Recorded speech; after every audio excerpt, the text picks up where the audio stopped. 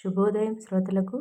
ఈరోజు కార్తీక పురాణం నిత్య పారాయణంలో భాగంగా 6వ రోజు ఆచరించవలసిన దాన ధర్మ జప తపాది విధులు. 6వ రోజు నిషిద్ధములు ఇష్టమైనవి ఉసిరి, దానములు చిమ్మిలి, పూజించాల్సిన దైవము సుబ్రహ్మణ్యేశ్వరుడు, జపించాల్సిన మంత్రము ఓం సుం బ్రం సుబ్రహ్మణ్యాయ స్వాహ. ఫలితములు సర్వసిద్ధి, సత్సంతానం, జ్ఞానలబ్ధి. 6వ అధ్యాయం దీపదాన విధి. మహత్యం. ఓ రాజశ్రేష్ఠుడా, ఏ మానవుడు కార్తీక మాసము నెల రోజులు పరమేశ్వరుని శ్రీ మహావిష్ణువును పంచామృత స్నానం చేయించి కస్తూరి కలిపిన మంచి గంధపు నీటితో భక్తిగా పూజించునో అట్టివానికి అశ్వమేధయాగము చేసినంత పుణ్యము దక్కును. అటులనే ఏ మానవుడు కార్తీక మాసమంతయు దేవాలయం నందు దీపారాధన చేయునో వానికి కైవల్యము ప్రాప్తించును. దీపదానం చేయుట వల్ల పైడి ప్రత్తి తానే స్వయముగా తీసి శుభ్రపరిచి ఒత్తులు చేయవలెను. వరిపిండితో గాని గోధుమ పిండితో గాని ప్రమిద వలె చేసి ఒత్తులు వేసి ఆవు నెయ్యి వేసి దీపం వెలిగించి ఆ ప్రమిదను బ్రాహ్మణునకు దానమియ్యవలెను. శక్తి కొలది దక్షిణ కూడా ఇయ్యవలెను.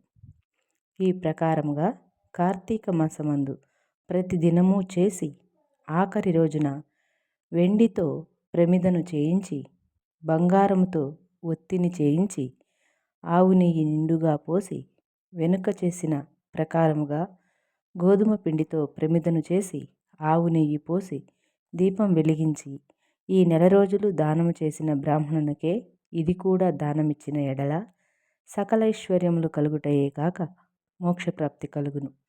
దీపదానం చేయువారు ఇట్లు వచింపవలెను.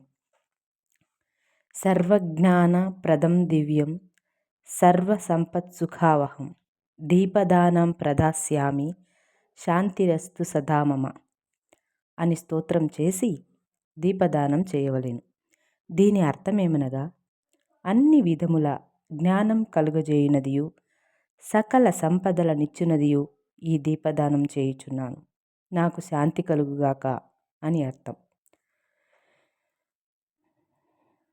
ఈ విధముగా దీపదానము చేసిన తరువాత బ్రాహ్మణ సమారాధన చేయవలెను. శక్తి లేని ఎడల 10 మంది బ్రాహ్మణులకైనను భోజనమిడి దక్షిణ తాంబూలములు ఇయ్యవలెను. ఈ విధంగా పురుషులు గాని స్త్రీలు గాని ఏ ఒక్కరు చేసినను సిరి సంపదలు, విద్యాభివృద్ధి, ఆయుర్వృద్ధి కలిగి సుఖింతురు. దీనిని గురించి ఒక ఇతిహాసం కలదు. దానిని వివరించెదా ఆలకింపుమని వశిష్ఠుడు జనకునితో ఇట్లు చెప్పసాగిను.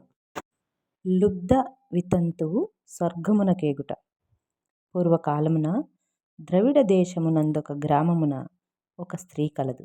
ఆమెకు పెండ్లి అయిన కొద్ది కాలమునకే భర్త చనిపోయెను. సంతానము గాని ఆఖరికి బంధువులు గాని లేరు. అందుచే ఆమె ఇతరుల ఇండ్లలో దాసీ పని చేయుచు అక్కడనే భుజించుచు ఒకవేళ వారి సంతోషము కొలది ఏమైనా వస్తువులిచ్చిన ఎడల ఆ వస్తువులను ఇతరులకు హెచ్చు ధరకు అమ్ముకొనుచు ఆ విధముగా తన వద్ద పోగైన సొమ్మును వడ్డీలకు ఇచ్చి మరింత డబ్బును కూడబెట్టుకొనుచు దొంగలు దొంగలించి తీసుకొచ్చిన వస్తువులను తక్కువ ధరకు కొని ఇతరులకు ఎక్కువ ధరకు అమ్ముకొనుచు సొమ్ము కూడబెట్టుకొనుచుండెను. ఈ విధముగా కూడబెట్టిన ధనమును వడ్డీలకిస్తూ శ్రీమంతుల ఇండ్లలో దాసీ పనులు చేస్తూ తన మాటలతో వారిని మంచి చేసుకొని జీవించుచుండెను. ఎంత సంపాదించిననేమి ఆమె ఒక్క దినము కూడా ఉపవాసము గాని దేవుణ్ణి మనసారా ధ్యానించుట గాని చేసి ఎరుగదు. పైగా వ్రతములు చేసేవారిని, తీర్థయాత్రలకు వెళ్ళేవారిని చూచి అవహేళన చేసి ఏ ఒక్క భిక్షగానికి పిడికిడి బియ్యము పెట్టక తాను తినక ధనమును కూడబెట్టుచుండెడిది. అటులా కొంతకాలము జరిగెను. ఒక రోజున ఒక బ్రాహ్మణుడు శ్రీరంగములోని శ్రీరంగ నాయకులను సేవించుటకు బయలుదేరి మార్గమధ్యమున ఈ స్త్రీ ఉన్న గ్రామమునకు వచ్చి ఆ దినమున అక్కడొక సత్రములో మజిలీ చేసెను.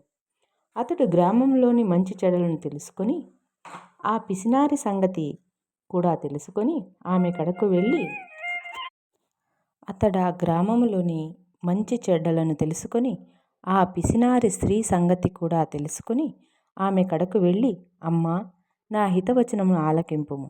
నీకు కోపం వచ్చినా సరే నేను చెప్పుచున్న మాటలను ఆలకింపుము. మన శరీరములు శాశ్వతం కావు, నీటి బుడగల వంటివి. ఏ క్షణంలో మృత్యువు మనలను తీసుకొని పోవునో ఎవరూ చెప్పలేరు. పంచభూతములు సప్తధాతువులతో నిండిన ఈ శరీరంలోని ప్రాణము జీవము పోగానే చర్మము మాంసము కుళ్ళి దుర్వాసన కొట్టి అసహ్యముగా తయారగును. అటువంటి ఈ శరీరాన్ని నీవు నిత్యమని భ్రమించుచున్నావు. ఇది అజ్ఞానంతో కూడిన దురాలోచన తల్లి. నీవు బాగా ఆలోచించుకొనుము. అగ్నిని చూచి మిడత దానిని తినేద్దామని భ్రమించి దగ్గరకు వెళ్ళి భస్మమగుచున్నది. అటులనే మానవుడు కూడా ఈ తనువు శాశ్వతమని నమ్మి అంధకారంలో బడి నశించుచున్నాడు. కాన నా మాట ఆలకించి నీవు తినక ఇతరులకు పెట్టక అన్యాయముగా ఆర్జించిన ధనము ఇప్పుడైనా పేదలకు దాన ధర్మములు చేసి పుణ్యమును సంపాదించుకొనుము. ప్రతిదినము శ్రీమన్నారాయణుని స్మరించి వ్రతాధికములను చేసి మోక్షమునందుము. పాప పరిహారార్థముగా వచ్చే కార్తీక మాసమంతయు ప్రాతకాలమున నదీ స్నానం ఆచరించి దాన ధర్మములు చేసి బ్రాహ్మణులకు భోజనం పెట్టినచో వచ్చే జన్మలో నీవు పుణ్యవతివై సకల సౌభాగ్యములు పొందగలవని ఉపదేశమిచ్చెను. ఆ వితంతువురాలు బ్రాహ్మణుడు చెప్పిన మాటలకు తన్మయురాలై మనస్సు మార్చుకొని నాటి నుండి దాన ధర్మాలు చేయుచు కార్తీక మాస వ్రతమాచరించుటకు జన్మరాహిత్యమై మోక్షమునొందెను. కావున కార్తీక మాస వ్రతములో అంత మహత్యమున్నది. ఇట్లు స్కాంద పురాణాంతర్గత వశిష్ఠ ప్రోక్త కార్తీక మహత్యమందలి 6వ అధ్యాయం 6వ రోజు పారాయణం సమాప్తం.